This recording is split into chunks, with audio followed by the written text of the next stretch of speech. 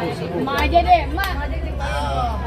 Tolong ya diciptakan sebuah rumah kos yang tadinya kita berharap banyak penghuninya, tapi karena di dalamnya banyak setan.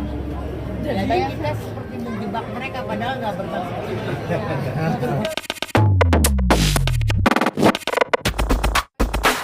Kalau Gibran gimana perannya di lorong kos? Coba dong dijelaskan Mas Gibran. Ya, kita sama nih yang muda-muda sebenarnya adalah penghuni kos terakhir karena apa? Karena lagi libur lebaran. Jadi memang ceritanya di kos itu agak sepi karena memang pada banyak yang belum balik dari lebaran. Setelah lebaran ternyata ada kasus di kos tersebut yang membuat para penghuni kos ini udah gak nyaman dan pada ingin pergi. Nah, kalau mau tahu gimana nya, nonton aja. Gila, Amel, karakter kalian gimana? Kalau saya sebagai anak gym di lorong kos itu sebagai Ayu, Amel itu sebagai Ayu, itu anak gym yang kayak aduh capek banget deh gue sama hidup ini gitu. Gue mau tenang, kenapa gue jadi nggak tenang gitu? Kenapa mati? Aku nggak jadi nggak tenang. Jangan dong, jawabannya di lorong kos. Sila gimana Sila? Sila. Pocong. Aku Zili berperan sebagai Tika. Sebenarnya Tika ini lumayan karakter yang amat sangat terjebak di situasi yang tidak diinginkan. Niatnya mau menghemat tapi malah jadi stres ya. Jadi stres. Udah. Nadine? Aku di sini jadi Ira, mahasiswi, penghuni kos yang paling muda, paling lugu, paling polos, paling baik, paling sayang sama semuanya. Sayang banget, terutama sama dia. Iya. Sama siapa? Oh ya, sama. Nah ini Pak Jordan nih Pak Polisi dia. Iya, Pak Polisi. Dia bukan Ini penghuni. Intel. Jadi peran saya adalah berusaha ya untuk bisa mendidik kasus ini kira-kira bagaimana. Itu sulit banget ya, tapi akhirnya terpecahkan juga Di akhir. di akhir. Nonton aja pokoknya, seru banget pokoknya. Hah? Om Bram. Oh, saya Lucky Muniaga berperan sebagai Om Bram. Di samping ada Gibran dan Mayati dan teman-teman. Untuk lanjutnya nonton deh lorong kos. Kelihatan lah siapa yang ngebunuh ya. Oh iya, satu lagi gue lupa. Kebanyakan pocong sih. Hai, aku Aina Nisa. Di sini aku berperan sebagai Tania. Tania itu juga salah satu penghuni paling muda dan paling lama.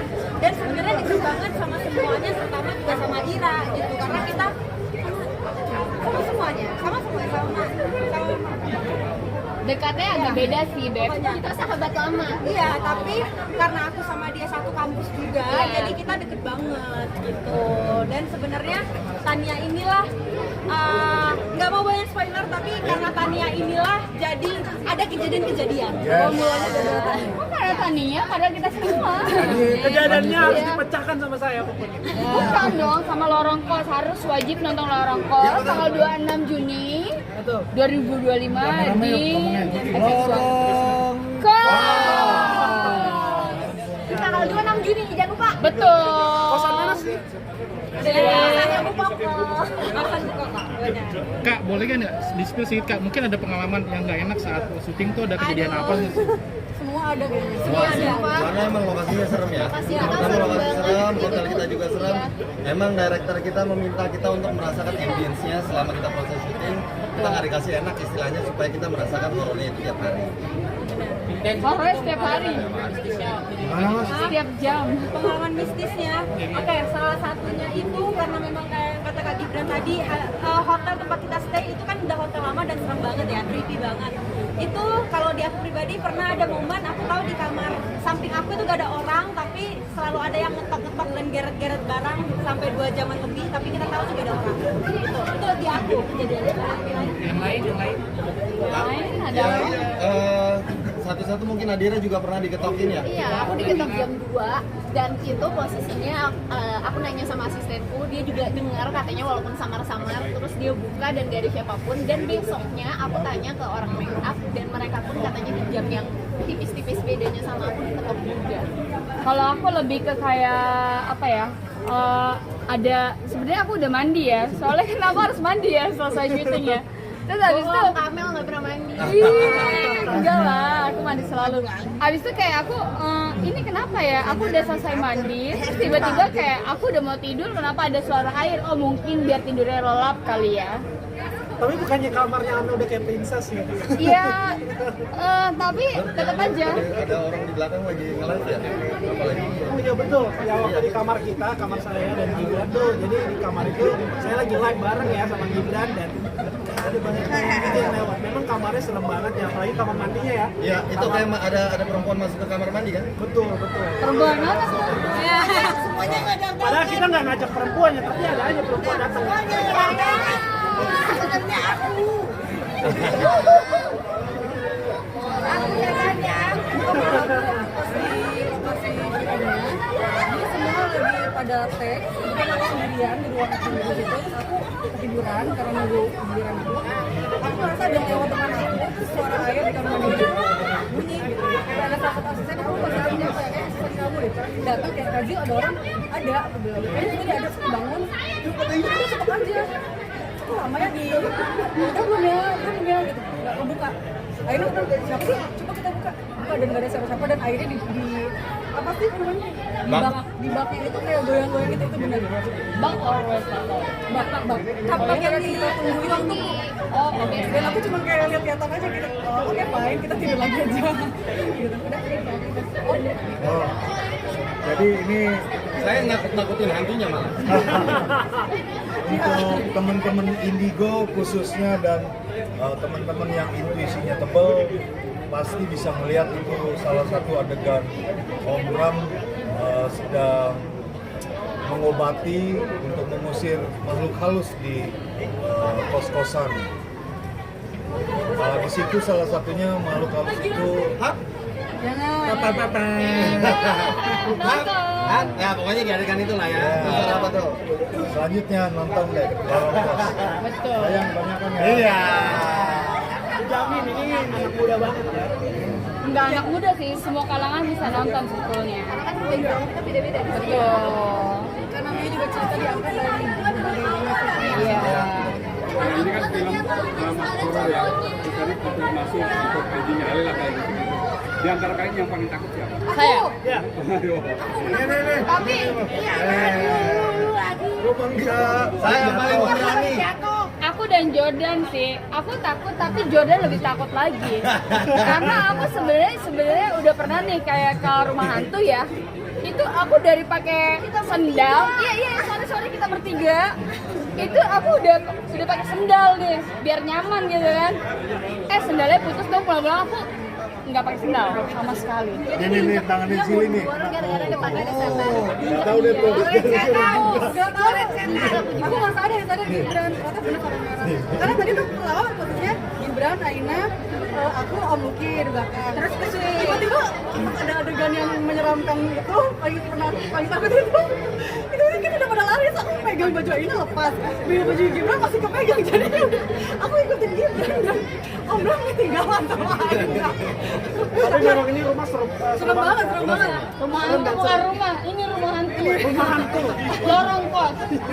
Bukan rumah hantu. Tapi kalau kejadian seperti ini bisa ke bawah nggak? Iya, ke bawah. Tidur, jangan nanti kepikiran. Bawa mimpi nggak sih kak? Aman kalau nyampe ke Kalau aku iya. sampai bawah tidur singgah lah ya. Bawahnya pegal kali karena jatuh tadi Iya. sakit. Karena ditinggal. Iya, Seru banget jatuh tuh. banget. Enggak sih, enggak tahu takutnya ya. Salah kayaknya. Tapi mungkin udah ada ngikutin kita juga. Enggak tahu. Oke, satu-satu kalau kakak pesan besar apa yang ingin disampaikan untuk penonton di film ini? Dari sini ke sini aja ya. Pesannya adalah jangan lupa nonton tanggal 26. Kenapa? Karena relate banget sama kalian. Apalagi kita tahu 60% anak muda di Indonesia, di Jakarta tentunya pasti ngekos. Jadi relate banget, pasti akan ngerasain ketakutan yang sama. Itu dia. Kalau kalian datang ke suatu tempat, baiknya mengucapkan permisi ataupun apa-apa yang itu untuk kebaikan dan juga nonton Lorong Kos. Kalau aku ketakutan itu dari diri sendiri. Lagi kita tidak berbuat sesuatu yang jahat, tidak perlu takut karena ciptaan Tuhan juga setan. Tapi kalau dia tidak menurut kita juga menurut dia. Kalau dari aku banyak berdoa dan background kosan yang mau kalian sewa. Karena itu menentukan masa depan kalian tuh kalau Kalau kosan murah bagaimana? ya kalau kepepet ya udah lah om ya.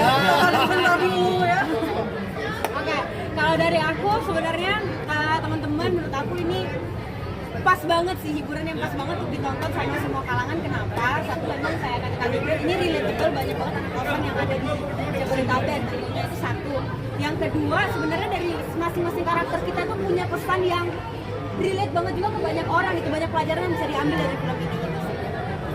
Kalau dari saya, pokoknya dimanapun kalian berada terus bawa dalam hati. Kalau dari aku, jangan pernah nilai orang cuma dari luarnya doang. Yes. Karena yang baik belum tentu baik, yang kelihatan buruk juga belum tentu buruk. Benar. Udah habis nih kayaknya.